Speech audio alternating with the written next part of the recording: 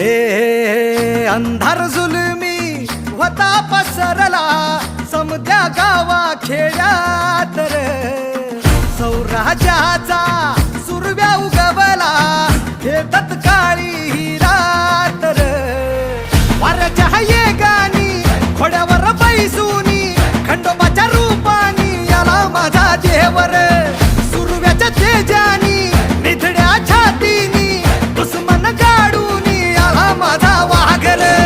कसं मी फेडू तुझा उपकार माझ्या राजा रे.